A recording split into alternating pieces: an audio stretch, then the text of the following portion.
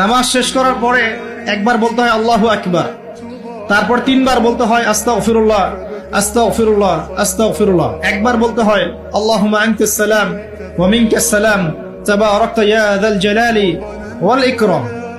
আরো বলতে হয় আল্লাহুম্মা আইন্নি আলা যিকরিকা ওয়া শুকরিকা ওয়া হুসনি ইবাদাতিকা। এগুলো পড়তে হবে না?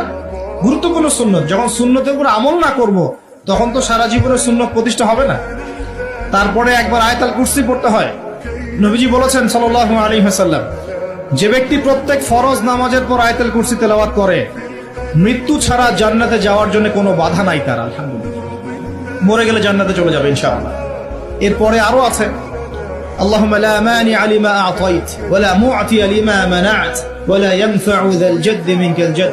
আরো অনেক দোয়া কালাম আছে। 33 বার সুবহানাল্লাহ, 33 বার আলহামদুলিল্লাহ, 33 বার আল্লাহু আকবার, তারপর কালিমা শাহাদাত। তারপরে একবার সূরা ফালাক, একবার সূরা নাস, একবার সূরা ইখলাস। এগুলো পড়ে উঠে আসবেন। আমরা কিন্তু এই সুন্নগুলোর চাইতে এখন ওই মোনাজাতকে বেশি গুরুত্ব দিই, তাই না? মোনাজাত করলেন, উঠে চলে গেলেন। সুন্নতগুলো আমল করবে কে? মোনাজাত তো অপেক্ষায় বসে আছেন, সালাম ফিরানো হয়ে গেছে, ব্যাস মোনাজাত 1 মিনিট শেষ, আলহামদুলিল্লাহ শেষ করলেন, কিন্তু সুন্নতগুলো আমল করবে কে? সুন্নতটা কি সরে গেল না? আমি তর্ক করতে আসিনি এই বিষয় নিয়ে। করেন বুঝলাম, আপনি করেন, ঠিক আছে করেন, কিন্তু সুন্নত আমলটা করবে কে? এই জিকির আজগার তাসবিহ তাহলিলগুলো কে পড়বে? তাহলে ওগুলো তো পড়তে হবে নাকি? ওগুলো তো পড়তে হবে। তাসবিহ তাহলিল জিকির আজগার শেষ করেন, আল্লাহ পাক তৌফিক এনায়েত করুন।